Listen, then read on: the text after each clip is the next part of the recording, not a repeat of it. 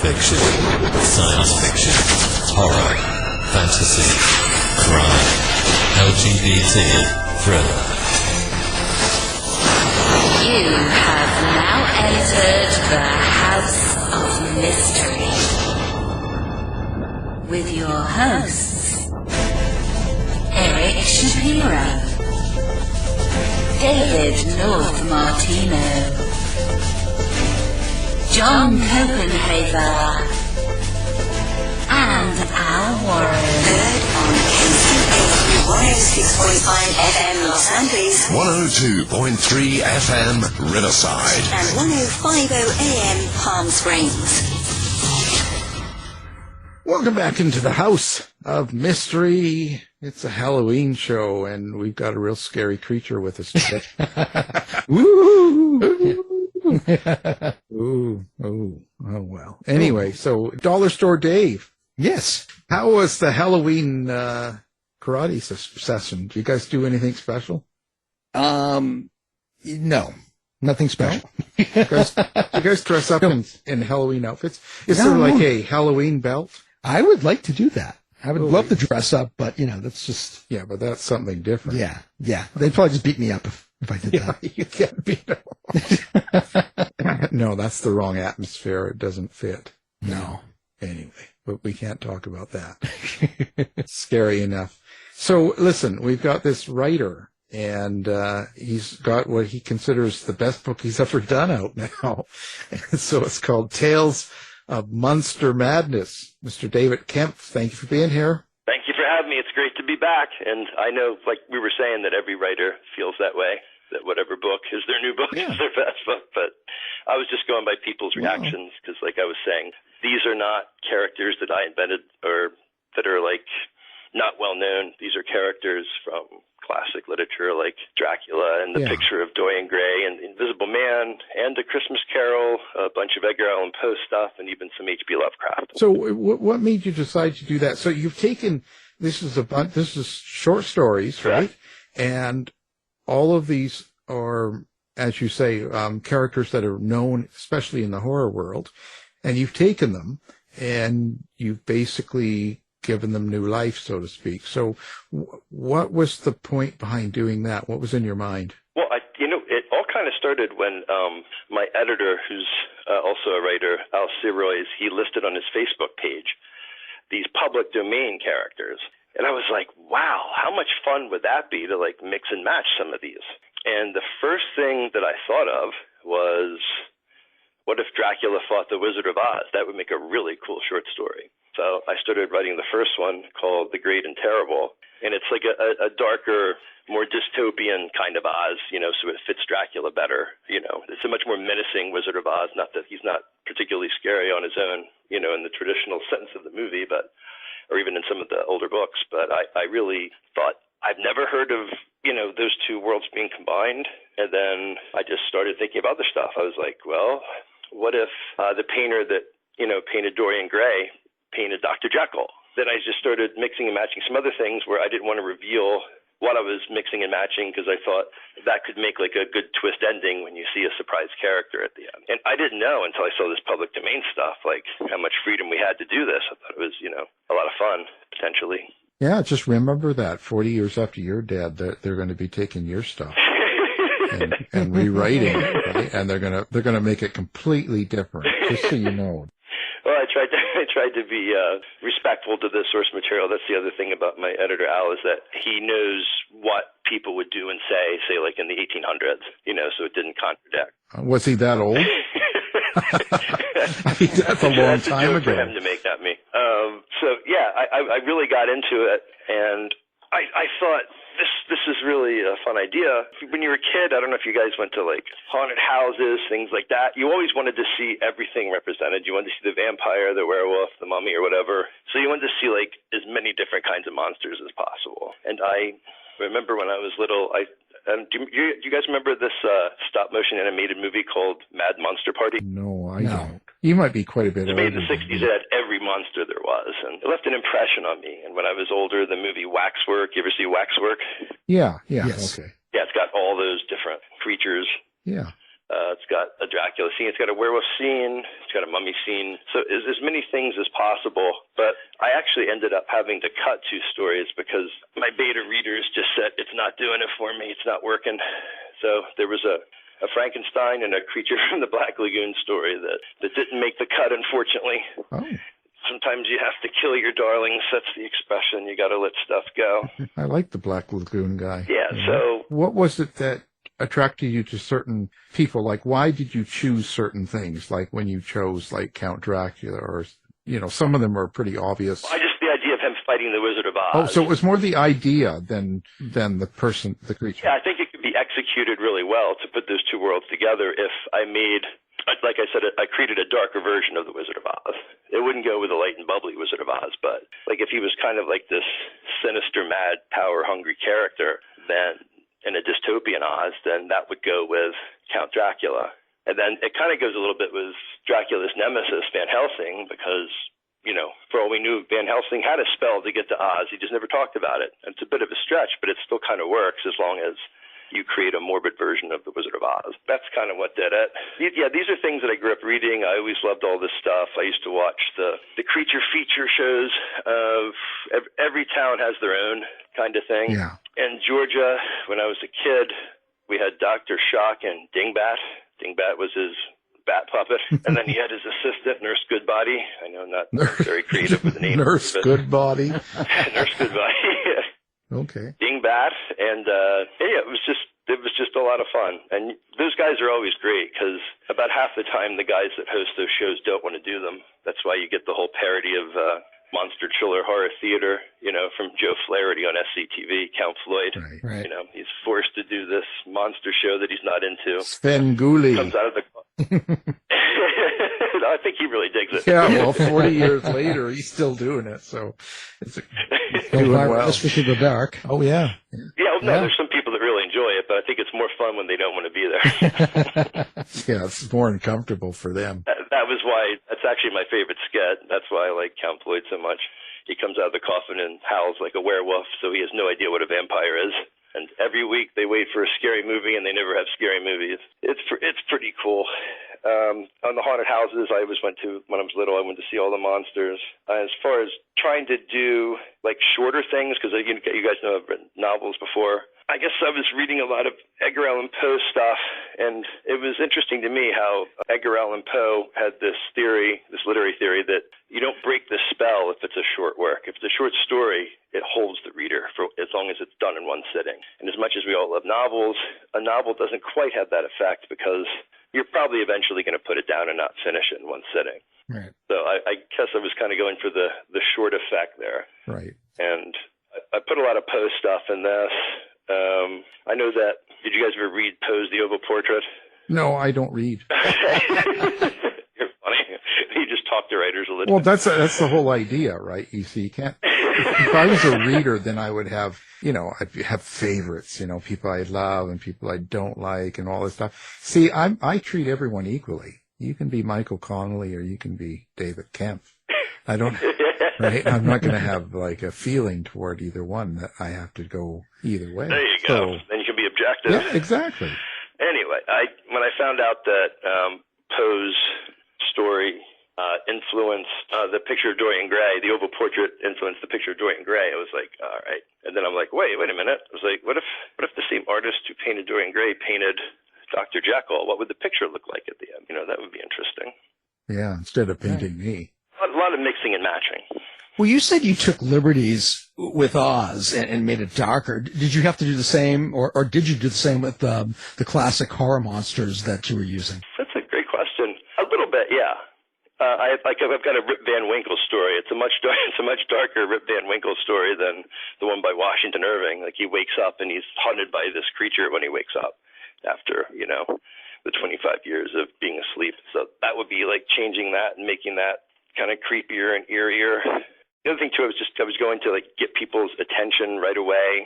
I remember a long time ago, this was actually in the 80s, William F. Nolan wrote this piece in this How to Write Horror and Science Fiction book where he said you have to grab the reader's attention like from the first sentence to really get them to read the story. You know, the first sentence or two. So I guess I was relying on short attention spans a little bit, maybe for people that don't usually read that much. It's much easier to read a short story. And think about this. He was saying this in like 1987. He was saying people have short attention spans. What do you think he would have thought of today? Well, he would give up. You know, I mean, this is a bizarre world we're in. No, actually, you know, one thing I think about this a little bit. You know, I think that people are much worse at writing, at grammar, at understanding, but they're more apt to publish a book because they can on Amazon. So that's possible. Yeah, so you have a lot more people heading toward writing and putting a book out, even though they're not really at the quality they should be, you know, or that they would have been accepted years ago. How's that? Right. Well, that's why it's good to have, you know, other writers as friends. That's why I cut those two stories as much as I liked them. They weren't. And there's like some degree of prejudice against self-published and independently published authors. Oh, yeah, because it's like anything that humans do. We lump things in. We put the classification, oh, you're self-published, and then we just have the concept of what a self-published writer would be. But it's not, you know. Well, yeah, and I've actually heard some criticisms from people that I know that they're like, why do you write these books? It's not like you're going to be remembered after you're dead. I'm like, I don't know. Why do you work at Walmart? You're going to be remembered about working at Walmart after you're dead? Well, yeah, that's right. I mean, if someone's mean to you, just get mean back. That's what I would do. But the whole, yeah, because, I mean, you know, in 100 years, you can't write, I don't think. This is my thought, okay? So you can't write something with the hopes that, okay, I'm going to write these books and I'm going to be remembered in 100 years from now and all this stuff. That's not the idea of writing. You're kind of putting your, let's say, your spin or your feelings and how you see things or feel things on paper, and you're hoping that others will relate to it, right? Or enjoy it, like it, whatever, you know. Exactly. And that's all it's about.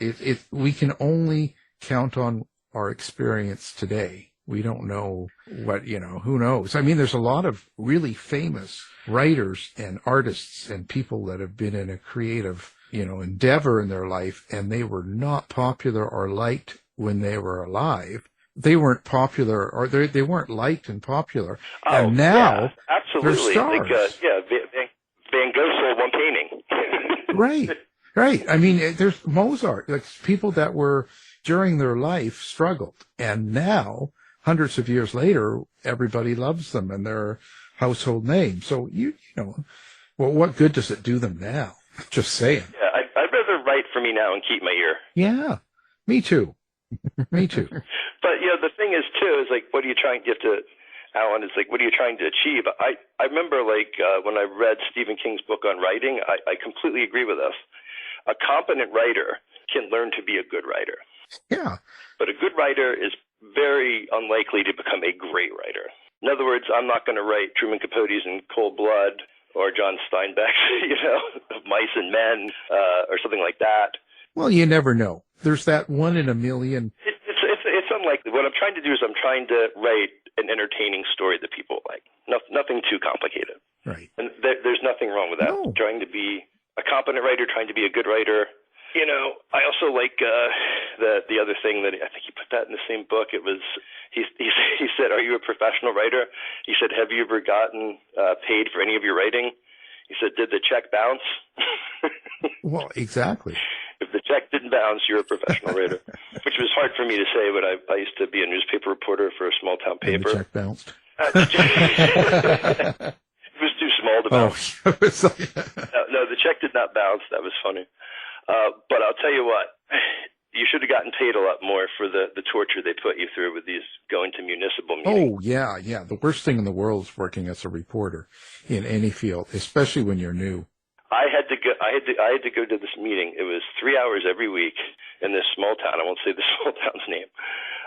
They had a sidewalk committee. They would debate every week whether to build a sidewalk or not. And this is every week I had to go through this. It was terrible. And the mayor ran on this slogan. I'm not making this up. Talk is talk, but we need sidewalk. Well, actually, we have the mayor on the other line right now. You know, how many years ago, if you have the mayor, he's not going to remember he's the mayor. No, he doesn't. He thinks he's your father. So. Oh. And you know what? I mean, I would have volunteered to help them put the sidewalk in after 6 months. Yeah, very. That was, I guess, a semi-professional writing job, I suppose. Yeah, if you're paid and you're writing, you're a professional. I've been paid. I've written. I mean, it's certainly not what I wanted to write about. Yeah, and so that's just part of it. You know, it's part of our experience. We all go through things to get where we're going, and you can't worry about it. Don't worry about the noise. You know, don't worry about those people saying that. Oh no, things, you know. If someone said something to you about your writing, you tell them, look, I don't go to your job and slap sailor cock out of your mouth. So don't tell me how to do my job. Okay? You just tell them that with a straight face, and they'll never say another word to you again. Probably not. Well, see, I have a winning point here. Bottom line in the book, what is it? What is it you want people like? Did you want people to think something different about each one of these classic heroes, we'll call them, that you've written about? So when you write about Dracula or Wizard of Oz or different things going on, did you have some sort of thing that you wanted people to take away from it?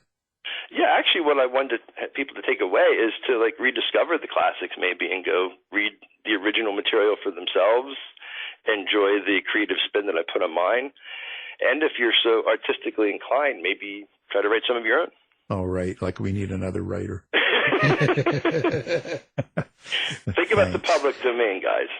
In 2034, James Bond will be in the public domain. Just imagine. Yeah, I'm going to make him into a drag queen.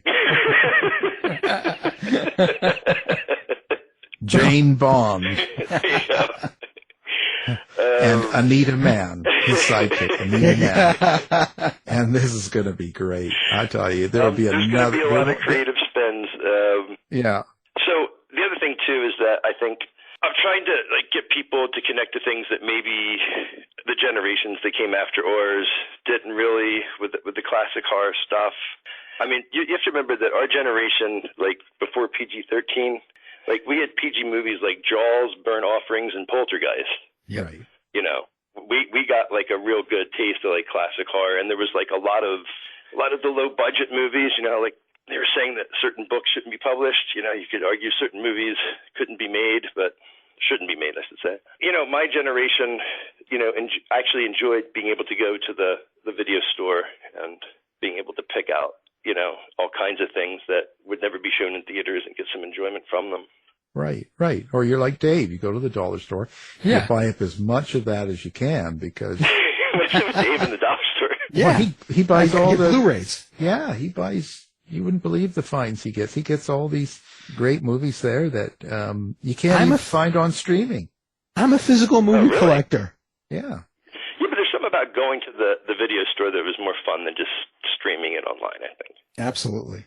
Yeah, yeah. For example, I mean, I know like a lot of people, like when I was younger, thought my taste in movies was bad and my friends like stupid movies, but I stand by Dracula's dog. I think it's a fine film. I mean, we used to go to the midnight movies. We used to see Slumber Party Massacre and Class of Nukem High. The classics. Now, and of course, Floyd the Wall and the Rocky Horror Picture Show, and that brings us to the O.J. Simpson comment, Alan. Oh no. I will never forget this as long as I live. I know that you know a lot about O.J., and you know that people were talking about it in 1995 a lot. Yeah, it was a big deal. You know, 30 So that was the last time my friends and I went to the midnight movies before this place closed, unfortunately. But it was the Rocky Horror Picture Show, and it was all during the O.J. stuff in 1995. And you know how sometimes they change, like, the stuff that's shouted at the screen to sort of, like, update what's going on now? Right. The part where Tim Curry kills Meatloaf or, you know, Frankie kills Eddie in the freezer. Then Tim Curry comes out of the freezer and the two assistants take his bloody gloves off. People were shouting, "Hey, Frank, what are you doing with OJ's gloves?" I couldn't believe it. It was like real life entered this sacred movie theater stuff here. And then a couple people were shouting in the back, "If the gloves don't fit, you got to acquit." Yeah, of course. What else? You know, it's true. So that was that a long time ago. 30 years. And so I wanted, I did actually want to go through them real quick. The Great and Terrible is about Dracula fighting the Wizard of Oz. Ahab is about, hypothetically, Captain Ahab surviving the story and then going on to fight another sea monster. The Madness of the Invisible Man is like just how you would go insane being invisible. The picture of Dr. Jekyll and Mr. Hyde is about the same painter that painted Dorian Gray painting Dr. Jekyll. There's Nothing to Fear is about Sherlock Holmes finding Moriarty in a cell, but there's something unnatural about him. Something's wrong, maybe supernatural. Here There Be No Tigers is actually, did you guys ever read The Lady or the Tiger when you're in school? Yeah. Oh, you did. I don't remember it, but Yeah. Believe it or not, it's a sequel to the story The Lady or the Tiger. The Dark Sea of Faith is about Pearl, Hester's daughter in The Scarlet Letter.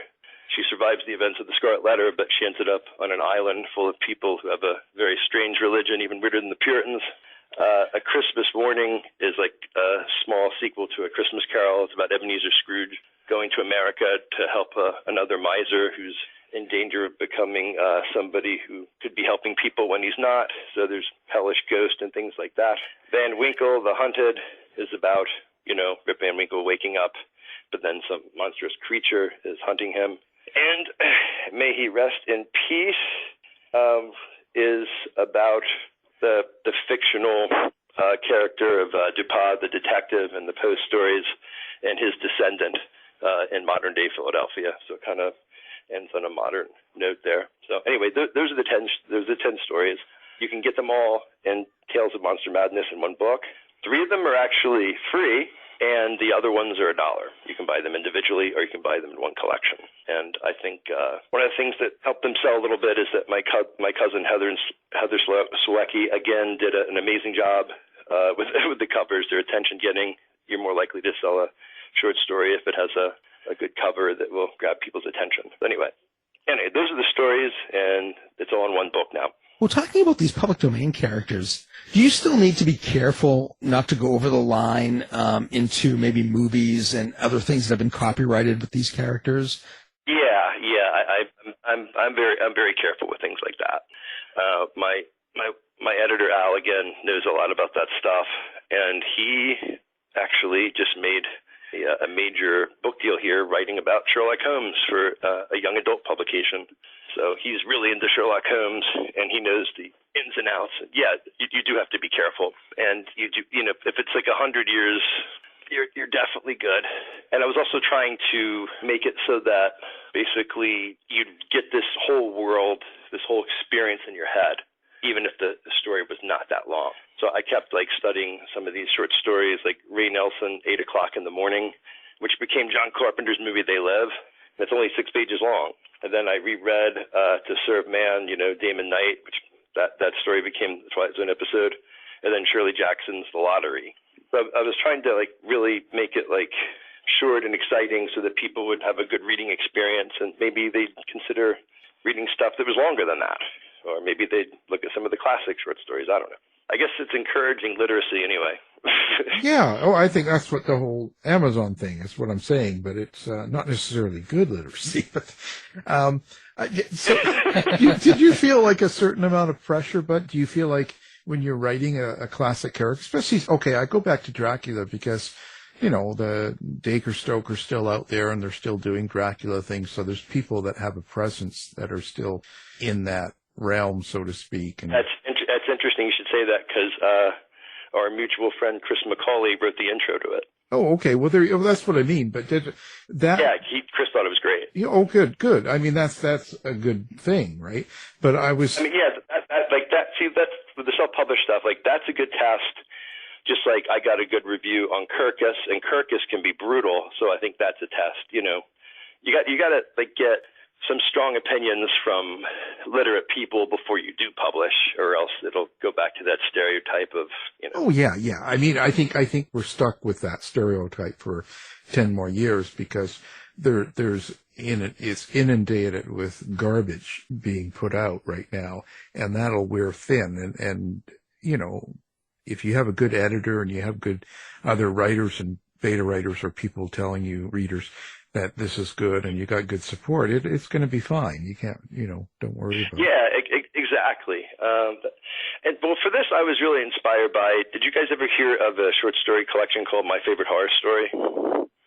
Oh, sounds familiar, but I don't know it. I don't. Well, it had introductions from Stephen King, Peter Straub, F. Paul Wilson, and Harlan Ellison, and it was a collection of their favorite short stories and stuff that you might not have necessarily heard of, stuff that wasn't popular necessarily.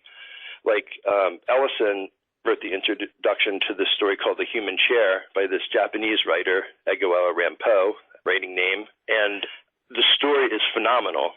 And it sounds like it's some slasher thing with the human chair, but it's not. It's terrifying, it's scary, nobody gets hurt, and nobody dies, and it's got one of the greatest twists ever. And that's written by Rambo? Edgar Allan Poe. That was his... Okay. I can't pronounce the Japanese name. That was the English name that he used as a writer. Yeah, no, that's great. Yeah. So, I wanted to get that kind of vibe going. So I asked some of my writer friends, Gary Razor, Lorraine Evanoff, Chris McCauley, Tamara Thorne, and Richard Allen Scott to write introductions to these short stories. Well, that's good. That's good. That's really... I think just to get people in the spirit of it, Yeah, and then they know that it's valid somewhat, because if you got someone good saying, "Oh, this is a good story," then they're like, "Oh, okay, that's." But were you worried, when you were doing this? Does it, if someone like Chris McCauley would have said, "Oh God, this is awful," or "This story's bad," would you redo it, or would you not publish something like that then? Knowing me, I'd publish it anyway. No, but I just wonder, because you got to keep in mind, I like the so bad it's good movies too. Well, there's nothing wrong with that. When I was a kid, we rented the best movies 7-Eleven had to offer. Well, and I still do. I'm glad Chris liked it. How's that? Yeah, no, I just wonder, I think what I'm asking here, in a really easy way of saying it, is, are you thinking about the reader when you write a story like this? Probably not at first. At first, I'm just all excited that nobody thought of Dracula and the Wizard of Oz before. I'm excited that as far as I know, I'm the only person that had the artist from Dorian Gray paint Dr. Jekyll and Mr. Hyde. I'm more excited about the premise than anything, the first draft. Right. Well, I'm pretty sure that no one else. The second draft, you start to think of other people. So you start thinking of it when you're kind of in more of an edit frame. Yes. And then the other thing that you learn in Stephen King's book on writing is the editor's always right. And then the second rule is the editor's always right. If you're confused about number 2, see number 1. So you have to get yourself a good editor. You really do. Unless the editor dies. Oh, yeah, sure that happens. But there's probably another good editor out there somewhere, I would think. Yeah, no, I think it's really important. Anytime, that's the only advice that you could really give someone in writing, is that get a good editor, have a good editor, and it makes all the difference. The rest is just stuff, but editor will really help a lot, Yeah, and it would really help, I think, a lot of the people that are writing their first self-published book. Oh, totally. I always say that. If someone asks how to get published, I always say the first thing, get a really good editor. And so, you guys have any special plans for Halloween? You do anything special? It's going to be this night by the time this airs. So. No. I turn off all my lights, close all the windows, and I remain quiet. I have a martial arts class that night. Yeah, he dresses up in a pumpkin outfit and goes and does karate. And the kids come to the door, and he opens the door and he kicks them. Yeah, and he steals their candy. Oh, he's really mean. Terrible. I wanted to say real quick before I forget, guys, this is also my first book that actually has an audiobook. Oh, did you do the audio, or did you hire someone? No. My friend Wesley did. He works for Dead Airwaves, which puts a bunch of short horror stories on this podcast. So I actually have 3 of my stories on the podcast. It's called Dead Airwaves. Oh. And, Wesley does a good job with all the different voices and everything. Certainly better than my Michael Caine impression. Yeah, that's for sure. But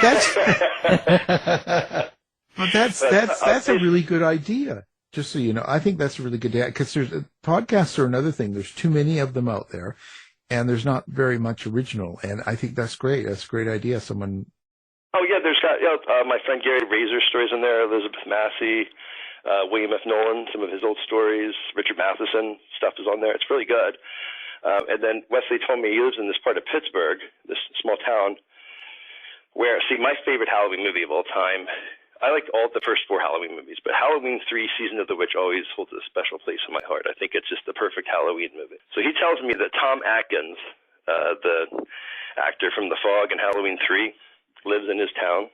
And I said, that guy better thank his lucky stars that I don't live there, because he'd have like a restraining order. He would think I was crazy. I'd be like, tell me again about how you fought the pirate ghost. Tell me again how you conquered that evil druid who wanted to kill all the kids with a mask on Halloween. You know, he'd be like, get this nut away from me. It would probably be like the actual last line from Halloween 3, which is, stop it, for God's sake, stop it. He'd probably actually be saying that to me. Because those are like my favorite movies ever. I don't know. Have you seen him? He's kind of crazy. You've actually met him? Yeah, I wouldn't go near him. Okay. so, you know, I don't know. I'm kind of scared. There's very few. I mean, I'll hang with Courtney Love. I won't hang with that guy. No. Okay. So you think the movies drove him insane? Yeah, there's something. He looks really rough. Okay. He's really okay. Well, if you saved the world from a crazy druid, you'd be rough too, you know? Yeah. Yeah, well, even when I was a kid and we snuck into the movies to see that, I was like, wait a minute. I was like, this guy's a doctor. He's always drunk. I'm like, perfect. He's never coming back to see his kids from his marriage, and he takes off with this 20-year-old girl and just leaves. I was like, what kind of a doctor is that? That's the one you want. It's like, this is the hero of the movie. Yeah, because anytime you need any certain drugs, you're going to get them. That's a good doctor. Well, you know, that's why I don't do my Michael Caine impression at AA meetings, because if I went, Michael Caine, you know, they might think I have some drugs. Yeah.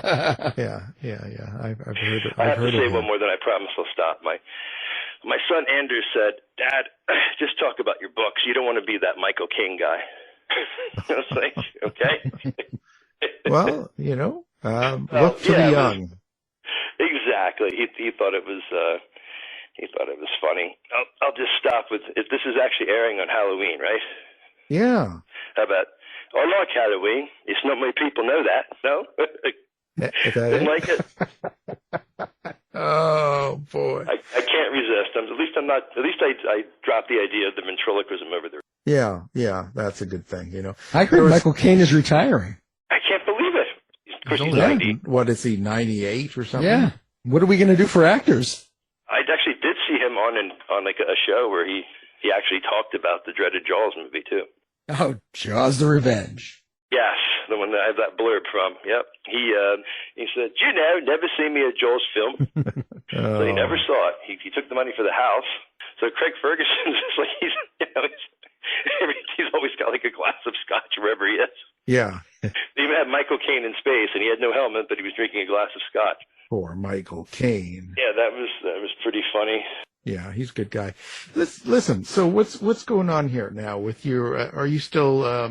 Aren't you doing something? What do you do? You're a stripper. Oh, to do the magic, you mean? No, you're the Master of Horrors website. Yeah, I still interview people for that. Yes. You still do that? Yeah, Masters of Horror UK. Yeah, I've interviewed a lot of people that I've liked quite a bit. You know, I interviewed William F. Nolan, Jonathan Mayberry, the composer of Halloween 3, Alan Howarth. Oh. And of course, I interview a lot of new people and stuff too. You know, so yeah, I keep up with that, with doing the interviews with that, and sometimes when I do book sales, you know, I do a little amateur magic act there to justify my obscene amount of magic that I have. You know, you talk about, it's the same thing with the writing. You know, I don't have any pretense of, I'm not going to be David Copperfield, but, you know, maybe I can be a fun, entertaining magician for 15 minutes, you know, and if you want to buy a book or not, that kind of thing. Yeah. I don't do anything with people that drink anymore, because, like, every time you do magic around people that drink, it backfires. Oh, yeah. And there's always that one guy who calls you over to his family, and he's drunk, the family's embarrassed. Yeah. And he's always like, hey, Mr. Magician, come here. Like, hey, you do magic, right? I'm like, yeah. He's like, do you think you could make my wife disappear? He always thinks he's the first guy who ever thought of it. Yeah, of course. And he always thinks it's the funniest thing in the world. But, Yeah. You got to put up with Goodreads reviewers who don't read your books. You got to put up with, people that aren't going to appreciate your magic. But then there's a lot of people that do appreciate your magic, and a lot of people that do appreciate your short stories and your books and things like that. So you got to concentrate on that. So, and now it says that you've written 2 children's books. So someone with as warped a mind as you writing these sort of stories, you write children's books? Well, they're pretty sweet, innocent books, even though the one is, a book about addiction that I wrote. I wrote with my son Andrew. But my therapist, who sadly just passed away, he had a very, very dark story about the children's book, the one about addiction, the wisdom tree. And he said, I want you to know, he goes, I gave this to one of my clients, my patients. He's like, and it changed his life. He's like, and I'm like, oh, that's great. I said, he decided to stop drinking or using drugs. He's like, no. He's like, he goes, this guy and his girlfriend that volunteered in this prison, they gave him a copy of the wisdom tree, and it taught him how to read. I was like, he learned how to read from my kid's book. He's like, yeah. He's like, and this guy's going to be there a long time because he murdered his wife and put her body in a dumpster. I was like, what? Wow. And he goes, yeah. He goes, I can relate to these raccoons, and this is teaching me how to read. You've got a future. You know that? Don't let anybody tell you that you're not going anywhere. You tell them you got a future. It would be improper to sit down at this point. You got to keep going. This is you've got too much influence in this writing thing, so don't quit. I have no intentions, like I said. Yeah. And it brings me happiness and joy, just like reading does. I'm not just one of these people that publishes on Amazon. I also like to read books. I wish I would read different books. I seem obsessed with the same books. Every October I read Salem's Lot again. It's ridiculous. Well, why don't you throw something different in there? Yeah, I should. Because maybe it'll change. Because it might change something when you go to write your next book. It might give you a new spin. Yeah, and you get a different perspective when you hear other people read your books, like with the Dead Airwaves, and they're also interested in actually producing some of my plays that I came on your show about as audio dramas. Oh, there you see, that would be good. I think that's kind of the next little wave is a lot of these audio dramas. They're kind of going back. I'm seeing more of it. Yeah, it's crazy because, that's like something your grandfather's grandfather got their entertainment from. Listen, that's all I listen to every night. It's the old shows from the 30s, 40s, and 50s on the radio. Oh, really? That's all I listen to. I got hundreds of them. Like The Shadow and all that? Yeah. Well, The Shadow and The Whistler, not so much sometimes when I want to just go to sleep. But there's a lot of other shows that I listen to. A lot of horror and mystery and crime and terror stories that are great. Really good stories. So I listen to them all the time. Yeah, there's some good classic old stories. I actually watched the original Murder on the Orient Express the other night. The one that had like Sean Connery and John Gielgud and like all these older actors. It was really good. Yeah. Oh yeah. Some of them are. And it didn't need big special effects or like CGI to make the landscape look lush. You know what I mean? Right. Like I like old movies that have the matte paintings. Remember them? Yeah. Well, I think they have to call that Murder on the Asian Express now. Okay. Well, I'm a Agatha Christie fan a little bit. Obviously, I like the horror more than that. Of course, I like. Well, you should throw some comedy. You should read some comedy and read some crime and throw some other stuff in. You might have a new twist. I mean, if you come up with a book 2 of this, you might have, Maud and Roseanne getting together somehow and and the tales of monster men. Have Inspector Clouseau and Sherlock Holmes solve a case or something. Yeah, you just never know. So, do you think you'd go into a book 2 of this, Tales of Monster Madness 2, and kind of pick up again and do more? Actually, right now, Alan, I'm working on more short stories. I'm working on writing 10 ghost stories. So you're into paranormal. I kind of got like a sudden interest in ghost stories all of a sudden. You know what it was? after Peter Straub died, I reread Ghost Story, and then I saw the 1981 movie. Then I started reading some of the older ghost stories, and I started listening to this Facebook friend of mine on her podcast. Her name is Spooky Boo Rhodes, and I started listening. I love the way she narrates these ghost stories, and all of a sudden I got hooked on ghost stories. Made your nipples hard. What exactly? I'm writing some of them right now. Well, that's interesting. And rewatching a lot of the episodes of like The Twilight Zone and things like that. Yeah. Just to get the twist ending stuff, and Night Gallery, if you remember that one. Oh yeah. Another Sterling one. Yeah. Yeah, I watched those on and off. You know, when you write a short story, what's the secret? What's the trick to being able to write something in a really short, time, short space, not so many words, and yet have people? Well, I read a lot just to get an idea of the style of it. I think like when I read Shirley Jackson's The Lottery and some of these other things where I wanted a twist, I kind of knew what helped was I knew where I was going because I did the ending first. So that really helped a lot.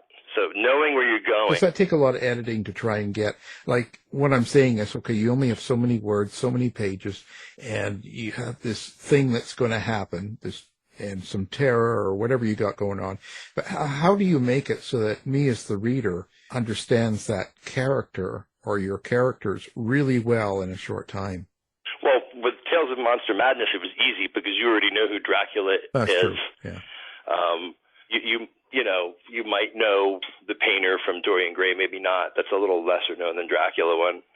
You might know the Invisible Man. You might know Rip Van Winkle. You don't have to be from New York State to know that one. Everybody knows that legend. It's not as famous as Sleepy Hollow, but it's pretty famous. Yeah.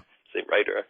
So, like the familiar tropes and characters, and trying to grab your attention from the beginning. That was like what William F. Nolan wrote, and how to write horror, science fiction, and fantasy, in 1987, grab the attention, the first sentence. Because what Nolan used to do was he would take unsolicited manuscripts that wanted to be in the magazine, and he would open up the envelope, and he would literally read the first sentence or two. And if the first sentence grabbed his attention, he would read the whole story and consider it. And if he didn't, he stole the first sentence and used it. I don't think he needed to steal too much material. He's like my favorite writer of all time. It was strange that somebody who, the movie where everybody got euthanized at the age of 30, that he ended up being in his 90s. But I think you got to hook the reader's attention. That was also in the Arabian Nights. The storyteller in the market tells the girl that she has to hook people from the beginning. And, of course, every story she told was keeping her alive every night. Definitely the attention grabbers. And I think with people's short attention spans, I think short stories are going to make a comeback. I could be wrong, but I think they are. Well, what was the most challenging story for you to write in this collection? I guess I could say the ones that I cut. But... and I really liked, I was all excited about them, and my friends are like, no. I was like, but this is such a great ending. They're like, no. they're like, do you want me to be nice or do you want me to be honest? So what happened was they got too complicated from the way that I do things, tracing things back from the ending. Oh, yeah. Right. I started it started going in all these crazy directions, and I just had to cut it.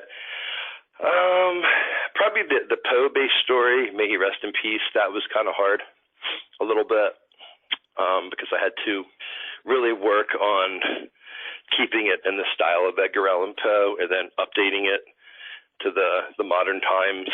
I went and read, some of his, like the Murders in the Rue Morgue and things like that, to get a better understanding of Dupas, who was actually, the first detective. He invented detective fiction. That was the first detective character before Holmes. Yeah. And with the Sherlock Holmes story, I was very lucky that my editor, Al Surois, that he is just an expert on Sherlock Holmes. There was no way he was going to let me screw up Sherlock Holmes. Oh, yeah. So I was lucky in that way. And, I guess the two stories that I cut and the Edgar Allan Poe story were probably the hardest ones to write. I think the one about the Wizard of Oz and Dracula is probably the most fun to write. Yeah. So now you've written this, and and you're doing this. You said you're getting really good feedback, and that does that help you get dates? To get to say, "Well, I'm a famous writer," and only with the most illiterate. Well, what if I say, if I wasn't famous, would I have a website? No, I'm just kidding. I'm just throwing it out there. Maybe. Actually, what's funny is I've had some ladies come up to me in AA and ask me to sign books, and people have gotten mad at me. I didn't sell the books in AA. You know what I mean? They just happened to buy them. Yeah. No, you just leave them there. That's what you go to AA and leave them on the desk. I go everywhere I can and leave books anywhere I can. Just as long as I don't get arrested. Well, no, that's why I don't make the Michael Caine joke at an AA meeting. I don't want them to think that I have anything to do with cocaine. No. So yeah, it's just you get to meet some people through book signings and things like that. Yeah. I just thought maybe it's your road to happiness here. I don't know. Writing the stories makes me happy. Well, that's all that matters. It gets your inner child going, Yeah. Probably the same way that it does with the radio dramas you listen to. You probably feel that sense of wonder. I don't feel much. I'm laying there dead, with my dog, just dead. I listen to him breathe, he's getting old, and just kind of think about how much longer. Do you live out in the country? No, I've got 3 acres. I've got 3 acres, so I've got a little bit of space. That's a lot, actually. Well, I'm old. I need it. So you live closer to the woods? Yeah, there's woods around me. Okay. Yeah, I overlook the water, and I've got 3 acres, so there's some trees, and yeah, it's okay. It's kind of my resting spot. That's nice. Well, that's inspiring for writing, I would think. No, not at all. Are you kidding? No, people say that to me too, and I was like, no, it's never inspired me to do anything. Not as far as writing goes, no, because I'm writing darker stuff, so this isn't inspiring for that. I don't write cozies. Yeah, that's actually how most of my editing friends make their living, is editing I don't even know what this is, a cozy mystery they call it. That's just a mystery with no sex and no murder, no violence. So it's like Murder, She Wrote. Murder, She Wrote, basically. That's what it is. Murder, She Wrote. And, it's just it's a way of going through a crime that it doesn't really, so-and-so got murdered, and then they've got to figure it out, and that's it. It's not really about... Yeah, well, just kind of the way that the A-team got shot at every week and nobody ever got killed. I'm always wondering about this sweet old lady that knows somebody that's a murder every week. Well, yeah. Well, there's more to it than me. There's a lot more going on there, right? It's like, remember there's that show called The Snoop Sisters? I'm not it was the same sort of thing as Murder, She Wrote, and it was just two old ladies that did the same thing. But at least they called them Snoopy Old Bags. That's how come they kept coming across crime. Murder, She Wrote was all polite, Anyway, doesn't matter. So listen, okay, so now the book is available, and it's on Kindle and audio. Is it on paperback as well? It is. It's on paperback as well. And this is at... Makes a perfect, reading for Halloween. Yeah. Oh, yeah. It's great in the bathroom because the short stories, you can do one story every sitting. It's just perfect size for bathroom reading. Short stories are the best. Exactly. Well, because the other one gets too long and your legs fall asleep. Exactly. And it's characters, like I said, it's characters you're already familiar with, so I think that helps a lot too. No, just a good lead in. Yeah, like I said, maybe it's just because I got excited writing about it. Maybe that's why I think it's the best, but it's also the feedback I've gotten from other writers. Of course, I'm showing it to horror writers, so they're going to like stories about Dracula and the Invisible Man. Right, of course. Dracula, Invisible Man. What more could you ask? This is it. Exactly. Wow. And Edgar Allan Poe, and finding out what happened to Pearl and the Scarlet Letter. Well, yeah, you see, you get it all here. All one-stop shop. And you can sit in the bathroom, You can hang out in the porch, whatever you want to do. If you work in a morgue and you can read it in the morgue, that'd be good morgue reading. Oh, wonderful stuff. And then if you need some paper to wipe up some blood in the morgue, you've got it. Exactly. Throw the book on it. if you're in prison for murdering your wife, it'll pass the time by. Well, let's not talk about personal stuff here, okay? Yeah. That's a true story, by the way. I still can't believe that, but the guy actually learned to read from that. Well, there you go.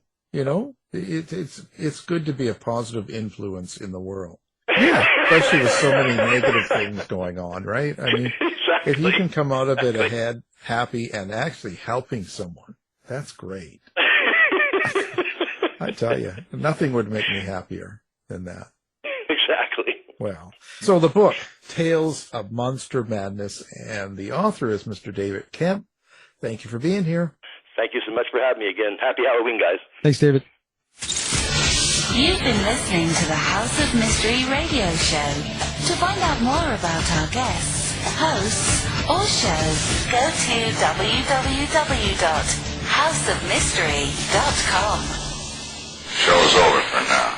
Was it as good for you as it was for me? Yeah. Good night. This has been a production of Something Weird Media. I'll be back.